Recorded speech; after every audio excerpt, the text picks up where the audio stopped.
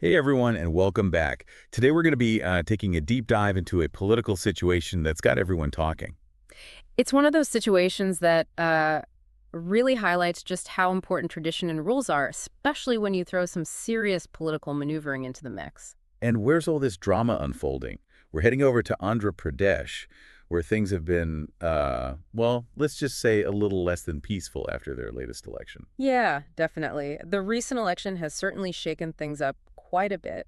And what's especially interesting to me, at least, is the whole situation with YS Jagan Mohan Reddy. Okay, so for those who haven't been glued to the news coming out of Andhra Pradesh, can you kind of set the scene for us? Absolutely. So imagine this, right?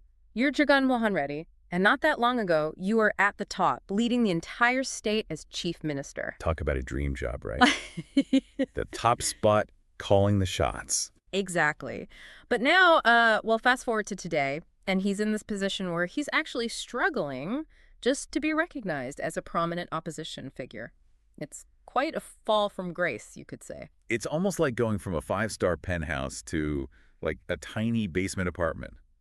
Talk about a downgrade. A pretty apt comparison, I'd say. And what's behind this dramatic shift?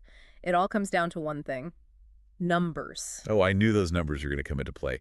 In politics, it seems like it's always about the number. It's true. Numbers are everything in politics. And in this case, they've really tripped Jagan up. So, break it down for me, because things are about to get spicy. Oh, yeah. They definitely are. The Speaker of the Assembly basically told Jagan that his request to be the leader of the opposition was, and I quote, an unreasonable desire. Ouch. Yeah.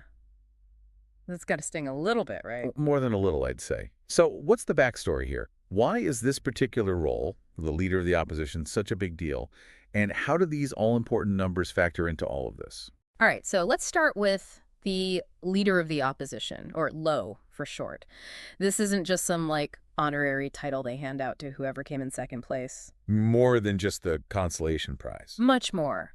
It's actually a cornerstone of a well-functioning parliamentary system, and it carries a significant amount of weight. Okay, so it's more than just a symbolic position. There's real power involved. Absolutely. Think of it like this.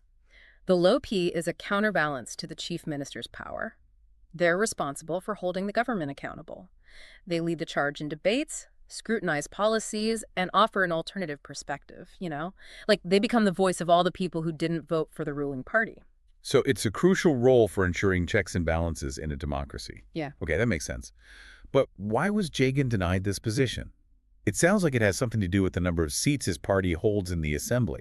You got it. It all boils down to the numbers. And this isn't some recent rule they just whipped up either. This goes all the way back to India's first Lok Sabha Speaker, G.V. Mevalankar.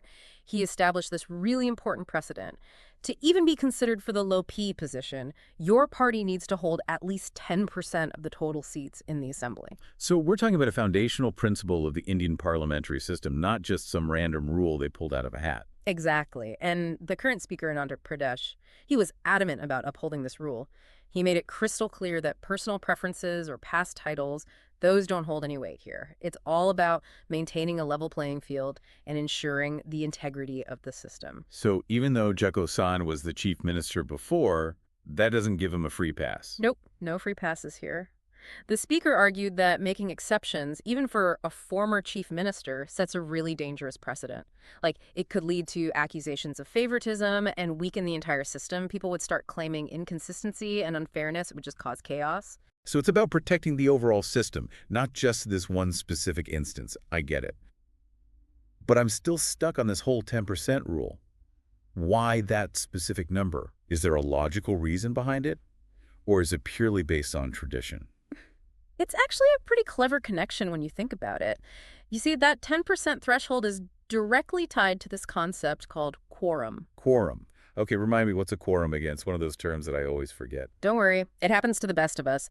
A quorum is just the minimum number of members that need to be present for the assembly to actually do anything official. You know, like make decisions, pass laws, that sort of thing.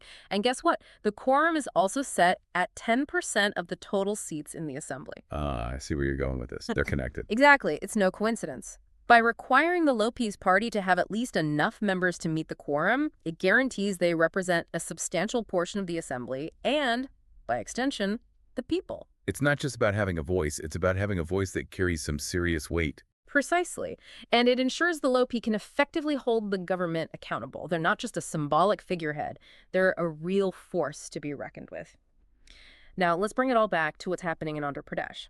So, with 175 seats in the assembly, you'd need at least 18 seats to even be in the running for that LoP position. And Jagan's party, the YSR Congress, they didn't quite hit that mark, did they? No, they fell short. They only managed to secure 11 seats. Which explains why the speaker called Jagan's request unreasonable. Exactly. He was basically saying, look, the numbers just aren't there. It wasn't a personal attack or anything. It was just a statement based on, well, reality. It's interesting, though, how the speaker specifically brought up that historical precedent set by Mavalanker. Yeah, it was a smart move.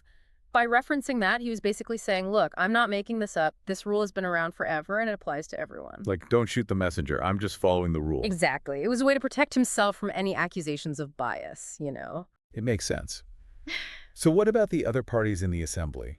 Where do they stand in terms of numbers?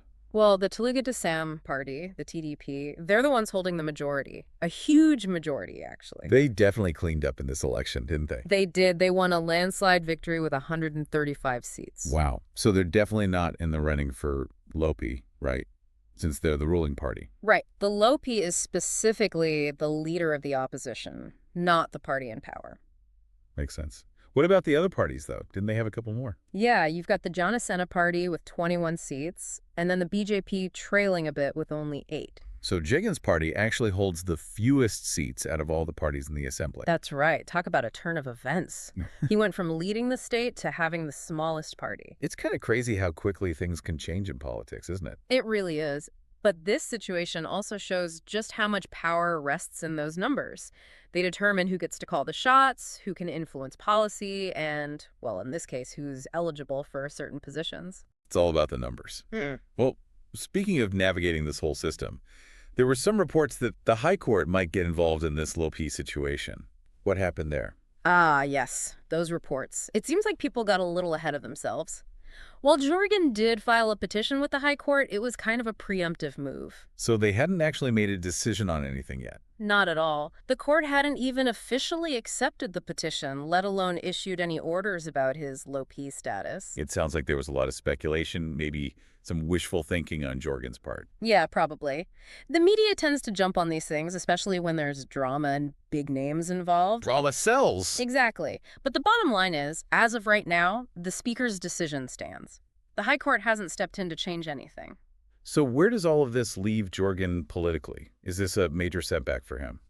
It's definitely not ideal. The LoP position would have given him a platform, He could have held the ruling party accountable, stayed in the spotlight, and maintained his leadership within the opposition. But without that official title, is there a risk of him fading into the background? Out of sight, out of mind? It's a valid concern. In politics, you need to stay visible. You need to keep that momentum going. Without the LoP position, he'll have to find other ways to connect with the public, keep his party relevant. It's going to take some strategic thinking on his part. This whole thing's really highlighted something for me. Those numbers, they matter more than we think. It's not just about popularity or past success. It's about securing enough seats to actually have an impact. Absolutely. And it also shows just how much influence those seemingly minor rules can have, like that quorum requirement, that 10% threshold. They might seem like technicalities, but they can have a huge impact on the way things work. It's like they're the hidden gears that make the whole machine run. Exactly. And it just goes to show that power can operate in some pretty subtle ways. Yeah, it's like you think you know how things work, and then bam, some obscure rule comes out of nowhere and changes everything. It really makes you think, doesn't it? Like, what other hidden rules are out there, quietly shaping the political landscape without us even noticing?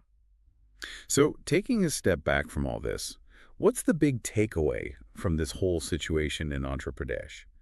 What does it tell us about the state of Indian politics as a whole? I think this whole episode really underscores a crucial point for anyone trying to navigate the complexities of a democracy. You need to understand the rules of the game, both the written ones and the unwritten ones. You got to know how to play the game, right? Exactly. And you've got to be ready to adapt because things can change quickly. Look at Jagan. He might have held all the power as chief minister, but this time around, those numbers just weren't on his side. It really shows that political power is constantly in flux, doesn't it? Yeah. It's all about riding those waves and adjusting your strategy as you go. It's true. And I think maybe, just maybe, Jagan kind of miscalculated here. He might have assumed that his past position, being chief minister, would give him some leverage. Like a get-out-of-jail-free card. Yeah, something like that. But as we saw, those rules, they apply to everyone. The speaker wasn't budging. And this situation also highlights another interesting aspect of Indian politics. Even with a multi-party system, you can still have these regional powerhouses, like the TDP in Andhra Pradesh, that end up holding a lot of sway. That's a really good point. It makes it that much harder for those smaller parties to gain any real influence. They need to be strategic, form alliances, and understand those regional dynamics. So even though this might feel like a major setback for Jagan, it doesn't necessarily mean the end of his political career. Not at all. In politics, there's always a chance for a comeback. He could use this as an opportunity to reevaluate, come back stronger, forge new alliances. Who knows what the next election cycle will bring? There's always next time.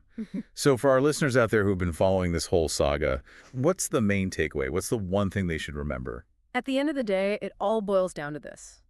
In a democracy, numbers matter, period. Whether you're trying to win an election, form a government, or even snag a specific position like the leader of the opposition, it all comes back to those numbers. It's true.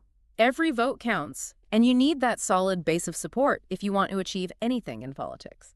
And understanding those rules, those sometimes confusing, seemingly unimportant rules, well, that can be just as critical as having a charismatic leader or a powerful message. Couldn't have said it better myself.